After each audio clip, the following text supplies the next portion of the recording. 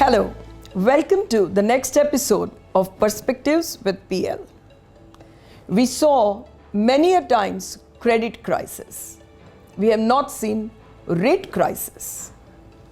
We are witnessing one of the most stimulus time at this time, and my guest today is none other than one who has brought for India a brand which globally is respected, a business model where globally people try to emulate, and shown wisdom in a market which throughout has navigated the ups and downs of global crisis and Indian crisis.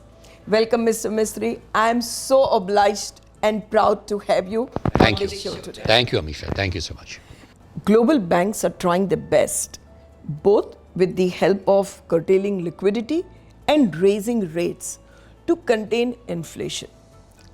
As we see, despite the steepest rise in interest rates since 80s, we are not seeing signs of global economy either slowing down or inflation coming under expected range.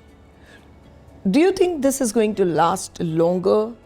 How do you see things panning out? See, any change you make or any sharp increase in interest rates like you've seen in the current year, and I agree with you, this has been the fastest pace of increase in interest rates that I've seen in my lifetime. It always comes with a lag.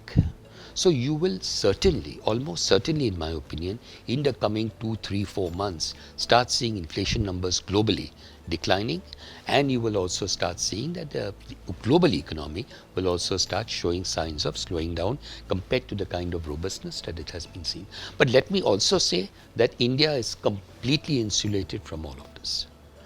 What the problems, the challenges which are being faced more by the Western countries.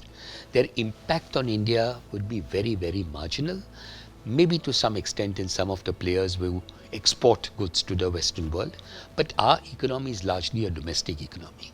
And so long as we have jobs and we don't have a challenge on creating jobs, the economy will keep growing because consumption will keep increasing in the economy. Great. So you explained what really happened to the US bank, and that's why the word coined is not asset quality or crisis, but more a rate crisis. Correct. Having understood that, we are continuing to go through this phase for a while, do you think that global central banks will take a pause, or they will continue their march towards that, terminal rate of 5.5? In my opinion, I think we've almost, not fully, but almost reached the end of the rate hike cycle. We might see one more 25 basis points hike by the US Fed. That is built into the numbers as we speak today. That seems to be more or less a consensus. But that, to my mind, should be the end of it. And thereafter, I don't see any further increase in interest rates. And I would also see that by the time this happens, say a month, 2 months down the line, you would actually start seeing inflation numbers beginning to cool down, came off quite a bit. So as we all understand that probably in a decade or more, the health of Indian banking is the best. No doubt, health of HDFC and HDFC Bank throughout remained as good, but overall, the health has been better. The credit growth after a long time has been in double digit. And deposit growth is also to a great extent keeping pace. How do you see things panning out from here? I would say that the Indian economy has, to my mind, never been as strong and as robust as it is at this point of time. The economy is extremely robust. We must compliment RBI and the government for the various measures that they've taken, particularly during the COVID time, when RBI, for example, ensured that every segment in the market which needed liquidity had access to that liquidity. We did not see the failure of any non-bank financial institution or anyone else. And at the same time, we did not pump the economy with huge amount of liquidity like the Western countries did, which in turn would lead to inflation in the long term. So we kept our eye on inflation all the time, and therefore we did not see the kind of tearaway inflation that the West saw. Yes, inflation numbers, headline numbers did go up a little bit, but that was more to do with the Russia-Ukraine war, the fact that oil prices suddenly shot up. We were importing oil at $75 a barrel. Oil prices shot up to $100, $110, $120 a barrel for some period of time. And since we are a large importer of oil, that had some impact on inflation. We saw interest rates also moving up quite a bit. RBI's raised rates by about 250 odd basis points. And I think we've now reached a level where we would expect that the growth momentum in the economy, which may have slightly slowed down according to some reports in January, February, has picked up again once again in March. So whatever data I have seen for the month of March would indicate that the growth numbers in the economy per se have been very strong. And I would expect that momentum to continue in the next financial year. Fantastic. So which sectors do you think in terms of credit growth will continue to lead? Because a lot of hope has been pinned on CapEx cycle coming back, be it because of the PLI, be it because of the deglobalization, be it because of China Plus One. Is that being seen anywhere? I would say signs are there. We are seeing pickup even in the credit cycle. If you talk to many of the large companies, they will tell you that they have expansion plans. You know, these things take a little while to actually start getting reflected in numbers. But I'm sure many companies have expansion plans. Many companies have large capex spending plans, which will hopefully get implemented in the coming year or two. So it's only a matter of time before you start seeing the capex cycle in India also picking up. We always say that India is underpenetrated in terms of housing finance. There is long way to go before all that who deserve their own house has it. The rise in interest rate, do you think is showing any signs on the housing buyers at all? So to answer your question, when we started in HDFC in 1977, there was no formal system in India for anyone to avail of a housing loan. So if you were in India in 1977 and you wanted a housing loan, no bank would lend you money. So you would have to go to a local money lender. There was no formal housing finance system. So we started in that kind of a background, and obviously at that time penetration was almost zero. Slowly over the last 40 plus years of HDFC from 77 till now, the penetration level of mortgages, which is the outstanding housing loans divided by the GDP, now stands at around 11%. Now, if you compare this with the Western countries, we are still significantly, I repeat, significantly under penetrated. For example, if you look at the Western world, most of the Western countries, US, UK, most of Europe, Canada, all of them will be all upwards of 40% penetration, 40, 45, 50, 60, even 70 is not unknown. India, we are only at 11%. China is somewhere in the mid-20s. So the potential for housing and therefore housing finance to grow in India is enormous. In my opinion, I have absolutely zero doubt in saying that the growth numbers can only accelerate in the years ahead. Now, I also base my, and I'll come to answer your question on interest rates, but I also base my statement on the fact that we are a young country. 2/3 of India's population is below 35 years of age. And unlike what people see in the US or in Europe, people in India do not buy a house till they are in the late 30s. So the average age of a first-time home buyer, a person buying a house for the first time in his life, is about 37 or 38 years. Okay. And 2/3 of India's population is below 35 years. So 2/3 of India's population has not even thought today of buying a house.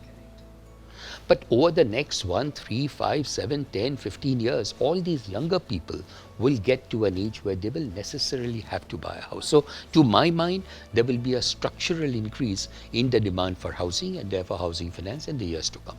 Now to come to your question on interest rates. See, in India, we don't give fixed rate loans. All loans are floating rate loans. So interest rates will always vary. Whether interest rates are high at a point of time or low at a point of time really doesn't make much difference from an economic standpoint. When you take a 15-year loan, the average term of a loan when it is granted is around 13 to 14 years. But usually some people take 15-year loans.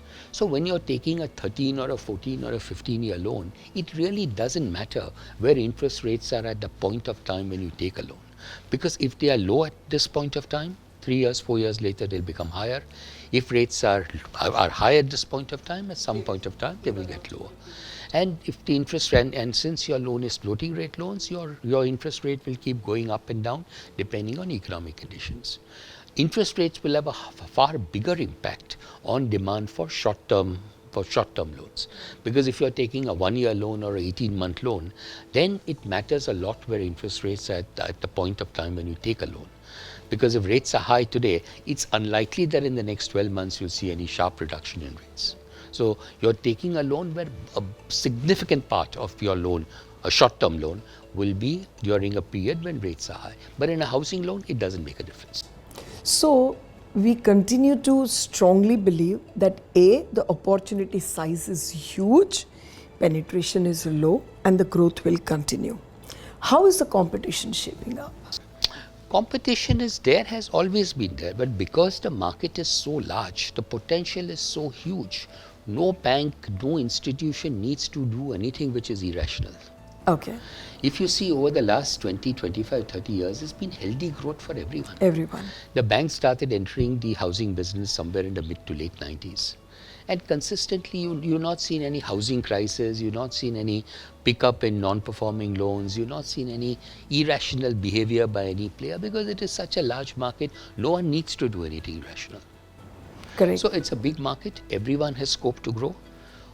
Now, coming specifically to HDFC, I don't want to get into quarterly numbers and stuff like that, but if you were to look at the last you look at the last 8 or 12 quarters, and I'm sure your analysts will be able to do that, you will see that we have always been growing at a rate which is faster than the growth of housing loans in the banking system.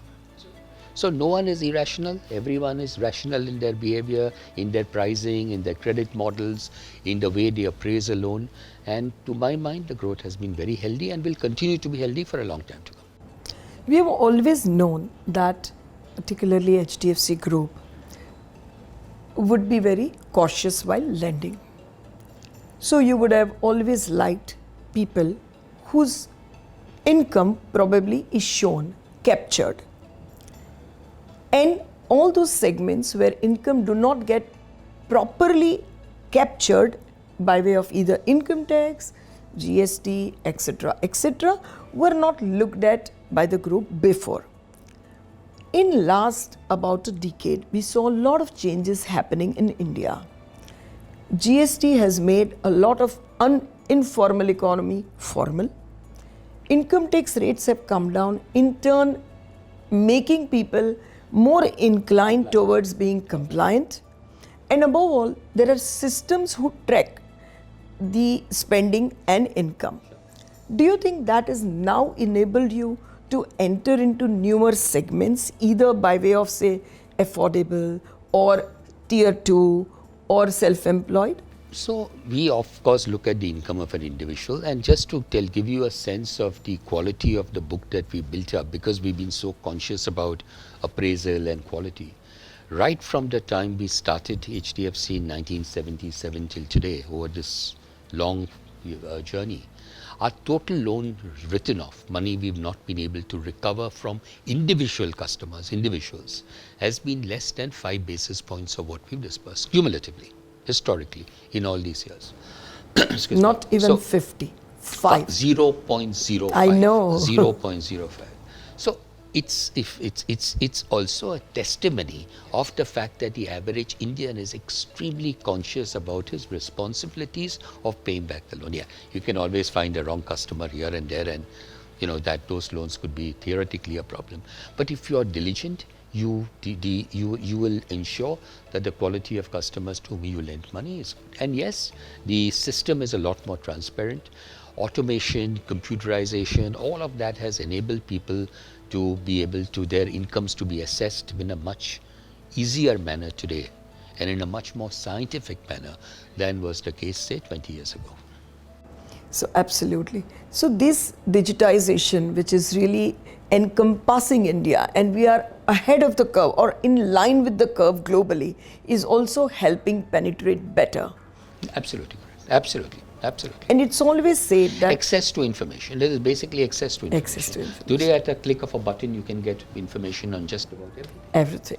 And it's always said that it is the housing sector which is having highest multiplier impact in the economy, in both creating jobs and all the ancillary sectors doing well along with it. Just to give you a sense of the jobs that are created, the housing sector is the biggest employment generator after agriculture.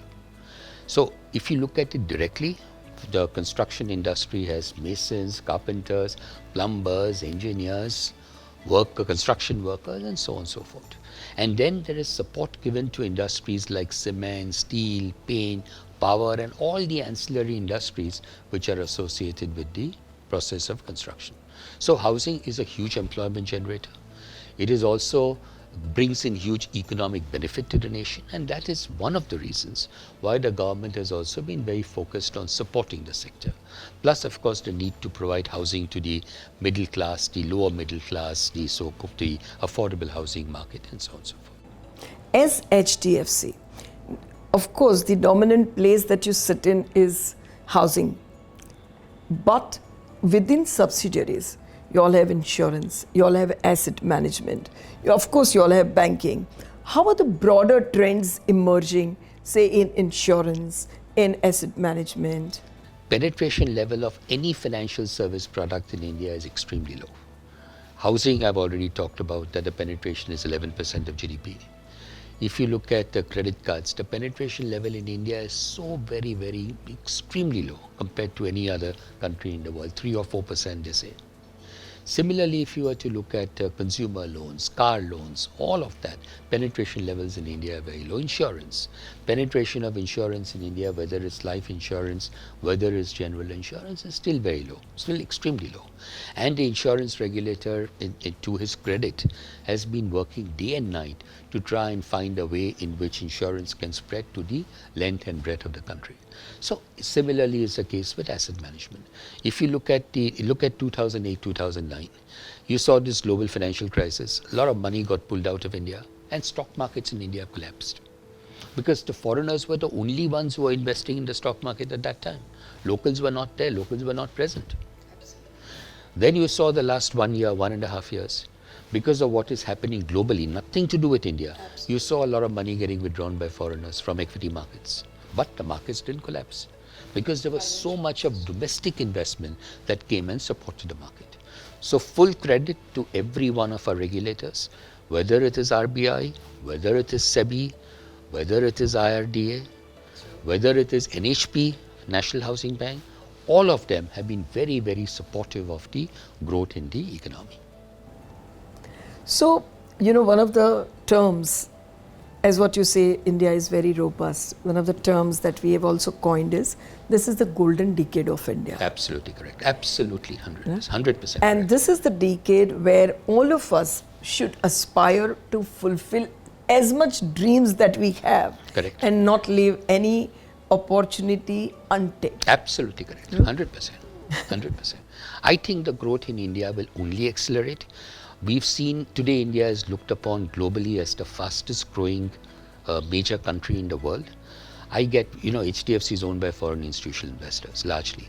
So we get so many institutional investors coming from US, Canada, Europe, UK, Australia, Hong Kong, Singapore, Japan, you name it.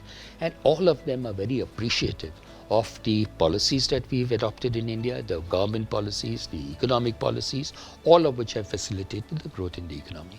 And we benefit by the fact that we are a young population, and because we are a young population, as long as we create jobs for people, people will spend money, they will consume, and consumption will lead to economic growth. By 2030, we will see that China's population will start tapering. Absolutely and we will be at an inflection point. Absolutely correct. So Absolutely we correct. strongly believe that the dream that we are seeing to be a developed nation by 2047, maybe by 2042 we should be in a position to breach that particular benchmark. And that very optimistic note for India and of course for the HDFC group, which is, I always say, it's so hard to say which brand is better, whether the brand Deepak Parekh, Mr. Mistry and Mr. Puri is larger than the brand HDFC. We remain really confused. But the brand together, the brand HDFC stays above but everyone together, else. the platform that you all have created and the pride that you all have brought to India Thank you. is Thank yes, you. Thank you so much. absolutely Really unmatched. appreciate it. Thank you. Unmatched. Thank you so Thank much. you so All the much best for to you. this. Thank you.